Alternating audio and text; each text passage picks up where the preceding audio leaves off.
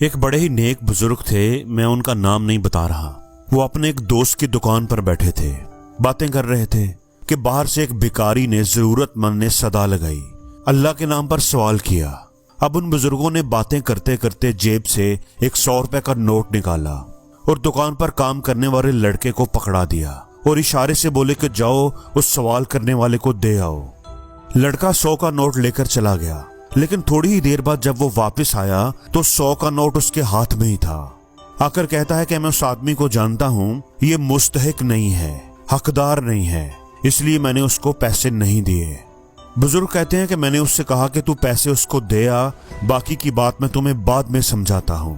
پھر انہوں نے بتایا کہ رسول اللہ صلی اللہ علیہ وآلہ وسلم کی مسلم اور بخاری کی حدیث ہے۔ آپ صلی اللہ علیہ وآلہ وسلم نے فرمایا کہ حقدار کو بھی دو اور نا حقدار کو بھی دو۔ صحابہ نے پوچھا، اللہ کے رسول، حقدار کو دینا تو سمجھ میں آ گیا، نا حقدار کو دینا سمجھ میں نہیں آیا۔ تو آپ صلی اللہ علیہ وآلہ وسلم نے فرمایا کہ وہ اس لیے کہ جو تجھے نا حق مل رہا ہے وہ بند نہ ہو جائے، یعنی تجھے جو وہ مل رہا ہے جس کا تو حقدار نہیں، لیکن خدا اپنی رحمت کی وجہ سے تجھے دے رہا ہے، وہ نہ کہیں تمہارا بند ہو جائے۔ اب آپ میں سے کون ہے جو حق ادا کر رہا ہے، جو اس کو مل رہا ہے؟ ہم کیا کرتے رہتے ہیں؟ ہم چھانٹی کرتے رہتے ہیں، تحقیق کرتے رہتے ہیں، لوگوں پر کانٹے لگاتے رہتے ہیں، لوگوں کا حساب کرتے رہتے ہیں۔ سوچیں اگر اللہ نے ہمارا حساب کرنا شروع کر دیا تو پھر کیا بنے گا ہمارا؟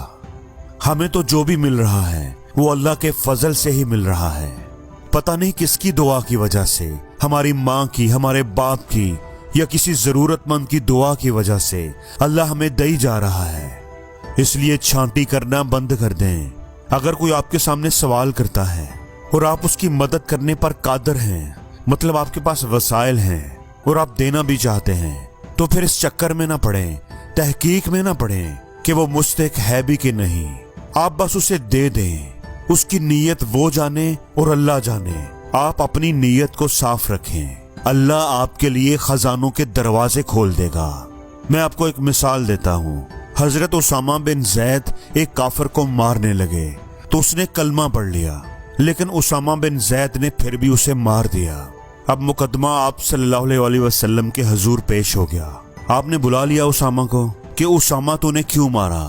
کہا، یا رسول اللہ صلی اللہ علیہ وآلہ وسلم، اس نے خوف سے کلمہ پڑھا تھا، اپنی جان بچانے کے لیے ایسا کیا تھا اس نے۔ فرمایا، کیا تجھے نیتوں کا حال بھی پتہ چل گیا ہے؟ تو دوستو، آپ کو کیا پتا کہ مانگنے والے کے حالات کیا ہیں، اس کی ضرورت کیا ہے، اس کی نیت تو آپ نہیں جانتے۔ بزرگوں نے کہا ہے کہ جو لوگ ہمارے پاس آتے ہیں نا اپنا سوال لے کر، وہ ہمارے محسن ہیں، وہ ہمیں چانس دیتے ہیں، موقع دیتے ہیں کہ ہم اللہ کو راضی کرنے کے لیے کچھ خرچ کر لیں۔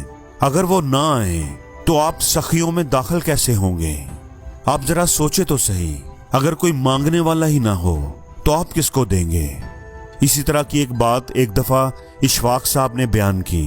انہوں نے کہا کہ ایک دفعہ ایک پیر صاحب کے پاس ان کا مرید آیا، بڑی دور سے چل کر، گرمی کا موسم تھا۔ اب وہ پیر صاحب لیٹے ہوئے تھے تو انہوں نے مرید سے کہا کہ چلو میری ٹانگیں دباؤ۔ اب وہ مرید سوچنے لگا کہ میں پسینے میں آیا ہوں، گرمی میں آیا ہوں، تو پیر صاحب نے آتے ہی مجھے کیا کہہ دیا ہے۔ اب جب اس کے دل میں یہ بات آئی تو پیر صاحب نے کہا کہ بیٹا، تجھے بھی ثواب ہوگا، مجھے بھی ثواب ہوگا۔ اب وہ مرید کہتا ہے کہ ٹانگیں تو میں دبا رہا ہوں، تو پھر آپ کو کس چیز کا ثواب مل رہا ہے؟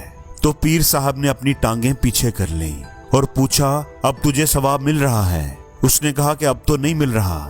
تو پیر صاحب نے کہا کہ جو ثواب کا چانس دے رہا ہے وہ بھی تو ثواب ہے، اس لیے عاجزی کے ساتھ اللہ کے دیے میں سے لوگوں کو دیتے رہیں، اللہ آپ کو اور دیتا رہے گا۔ آپ کے رزق میں کبھی کمی نہیں آئے گی، بلکہ آپ کے رزق میں ہمیشہ اضافہ ہی ہوگا۔